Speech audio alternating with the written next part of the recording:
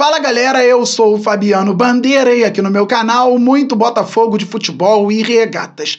Ontem o Grêmio, com gol de Diego Costa, venceu o Huachipato no Chile e se classificou para as oitavas de final da Libertadores. No jogo contra o Estudiantes, sábado, o tricolor gaúcho vai definir se fica na primeira ou na segunda posição do grupo, podendo pegar Peñarol ou Fluminense. Fabiano, o que o Grêmio tem a ver com o Botafogo?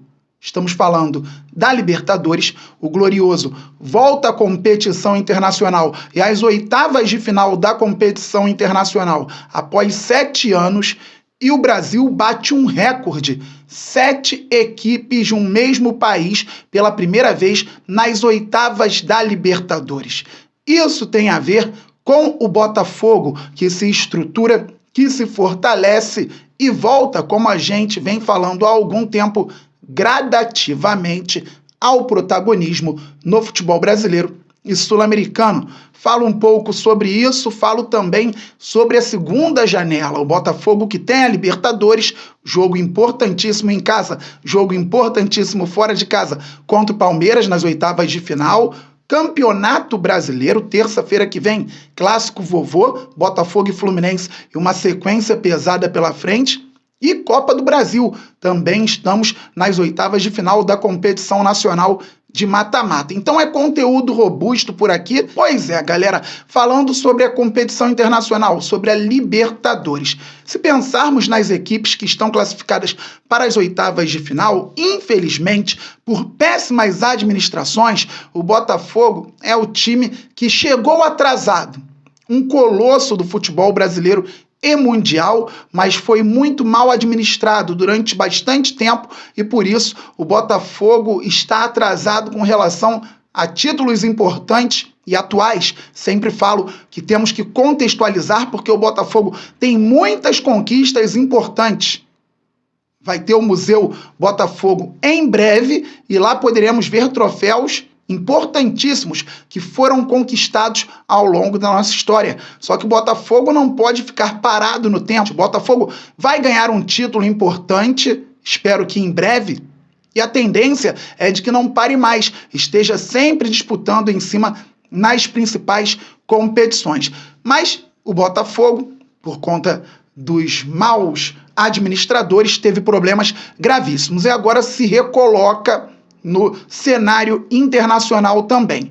O Fluminense demorou um tempo para chegar ao título, ficou batendo lá na Libertadores e foi campeão ano passado. O Flamengo começou a se reorganizar a partir de 2013 e aí em 2019 conseguiu ganhar uma Libertadores depois de 38 anos. O Palmeiras, falei no vídeo de ontem, se não viu, veja, também ganhou títulos recentemente porque se organizou. O Grêmio, que se classificou ontem, tem tradição na competição já há algum tempo.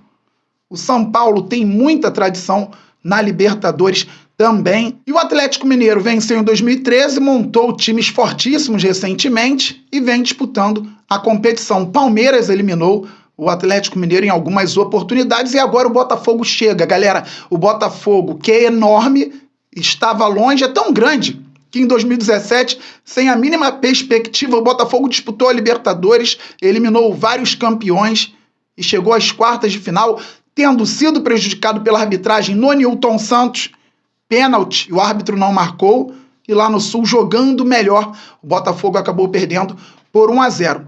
E agora a gente volta à competição e ano que vem a tendência é de que o Botafogo esteja novamente, depois de novo e assim por diante. Então o Brasil só bate o recorde de participantes nas oitavas de final porque o Botafogo agora se recoloca no cenário. O Botafogo está em reconstrução. Em 2013, o Brasil colocou 6 participantes nas oitavas. Em 2017 também, e de 2017 para cá, o Brasil sempre colocou 6 nas oitavas de final. E a Argentina, em 2 desses anos, também colocou 6 equipes nas oitavas de final. Agora nós temos 7. E se ano que vem tivermos 2, 3, 4, 5, 6, 7, a tendência é de que o Botafogo esteja entre eles. Porque o Botafogo já passou à frente, não vou citar equipes, de algumas que estão, estou falando em termos organizacionais e até financeiros, nas oitavas de final da Libertadores de 2024. Nem vou falar sobre equipes que não estão na Libertadores da América deste ano. Beleza, galera? Vamos falar agora então sobre a segunda janela, porque o Botafogo não quer ficar nas oitavas de final, quer passar do Palmeiras, quer chegar o mais longe possível, disputar o título. O Botafogo quer ir muito longe na Copa do Brasil, quer ir bem no Campeonato Brasileiro. Vamos ver o que dá. É estar sempre lá em cima para pegar uma taça pelo menos.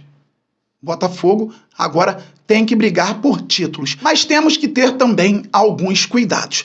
Para a próxima fase da Libertadores, podemos ter 5 trocas nos inscritos. Então o Botafogo já tem o Alan, que chega para impactar no nosso meio-campo, espero que jogue muito bem aqui, como faz ao longo da carreira. O Botafogo tem o Igor Jesus, que chega para reforçar o nosso ataque. O Cuiabano, que já está disputando a Copa do Brasil e o Campeonato Brasileiro, mas tinha jogado pelo Grêmio na fase de grupos da Libertadores e agora poderá ser inscrito pelo Botafogo a partir das oitavas de final.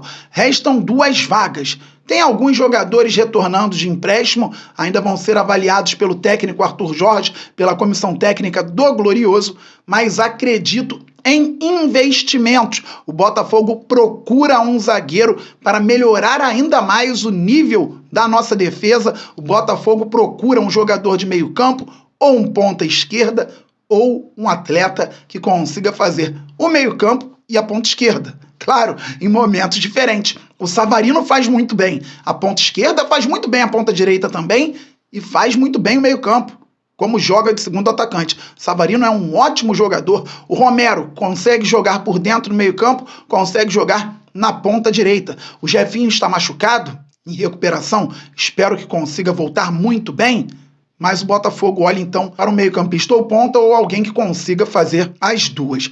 O Almada foi citado pelo John Textor em algumas oportunidades. O Botafogo fez uma proposta para tirar o jogador argentino campeão do mundo do Atlanta United, que, num primeiro momento, recusou. Pode ser que haja nova proposta, mas o próprio John Textor, acionista majoritário do Botafogo, disse que se não fosse o Almada seria outro. Então o Botafogo pode ir ao mercado buscar outro jogador extremamente qualificado, pagando transferência e gastando uma boa grana, fazendo, na verdade, um investimento. Isso acontece também porque, além dos aportes do Textor na SAF do Botafogo, estamos dentro de uma holding que se fortalece, que quer ser cada vez mais vista no mercado também e com times campeões.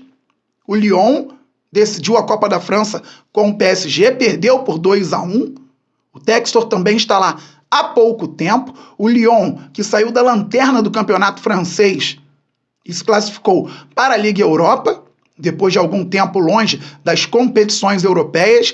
O Botafogo, que já brigou pelo título brasileiro ano passado, está nas oitavas da Libertadores de 2024. O Crystal Palace não conta tanto porque o Textor agora quer vender o percentual dele da equipe da Premier League e quer comprar outra equipe no mesmo campeonato, que é fortíssimo. Então, uma holding muito forte. O Botafogo dentro desse grupo e conseguindo, então, fazer investimentos também importantes. Galera, o Botafogo tende a trazer jogadores importantes. Um, pelo menos, para a zaga e um do meio para frente. Beleza. Só que temos que ter cuidado com o grupo que está aqui e que, comandado por Arthur Jorge, conseguiu dar a volta por cima no ano até aqui, porque começou muito mal.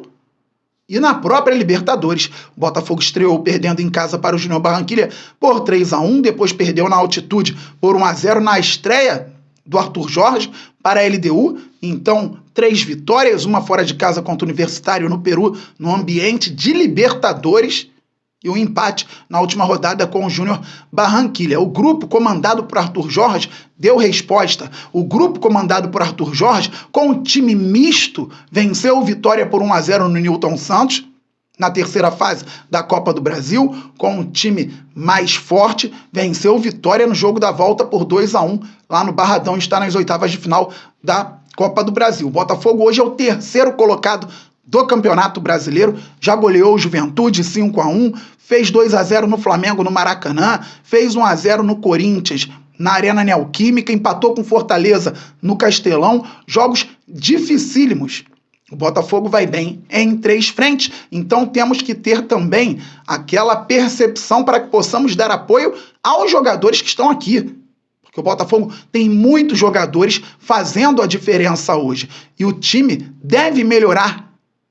Descansaram, agora vão ter tempo para treinar, vão se preparar para o jogo contra o Fluminense na próxima terça às 20 horas no Newton Santos e depois vão para mais uma sequência pesada no Campeonato Brasileiro, entrosados, bem treinados, e o Botafogo pode crescer de produção. Ao passo que as outras equipes vão buscar crescer de produção também. O Palmeiras, adversário das oitavas, está trazendo o ótimo Felipe Anderson, que estava cotado para ir para a Juventus lá na Itália.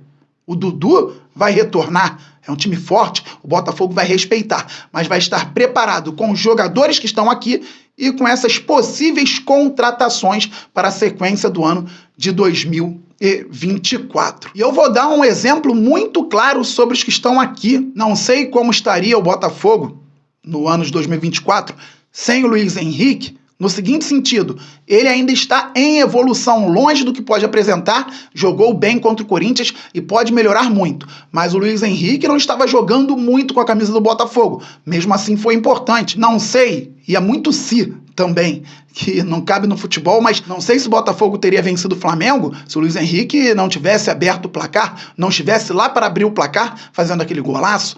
Não sei se o Botafogo teria vencido Vitória no Barradão se o Luiz Henrique não estivesse lá para fazer o primeiro gol. Não sei se o Botafogo teria vencido a LDU se o Luiz Henrique não estivesse lá para fazer a jogadaça para o primeiro gol do Hugo. Então, mesmo não tão bem, em alguns momentos, ele foi importante em várias vitórias, 1-0 contra o Atlético Goianiense, assistência para o Matheus Pontes fazer o gol. Então o Luiz Henrique já vem sendo importante. Mas vamos supor que o Botafogo estivesse sem o Luiz Henrique, com as campanhas que tem hoje, nas 3 competições, e estivéssemos perto de contratar o Luiz Henrique.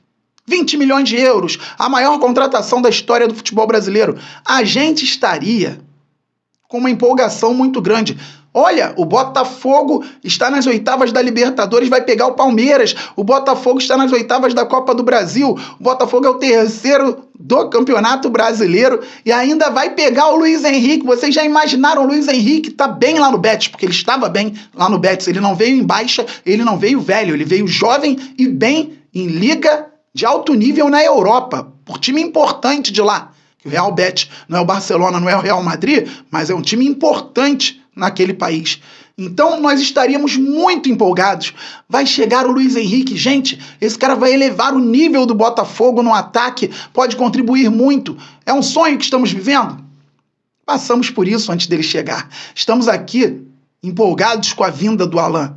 Então, podem chegar jogadores importantes, mas nós temos jogadores muito importantes que mesmo ainda longe dos 100%, caso do Luiz Henrique, já contribuíram muito e, claro, podem crescer demais nas retas de definição das principais competições. Eu espero que dê tudo certo na segunda janela, que o Botafogo vá muito bem, esteja muito forte e brigue por todos os títulos, que ganhe 1, 2, quem sabe 3 canecos. É sonhar demais, não queremos criar ilusões, mas que o Botafogo dispute. Uma hora vai ganhar. E quando ganhar, meus amigos, não vai parar mais, creio eu. Estamos muito juntos. Saudações alvinegras, aquele abraço. Valeu, fui!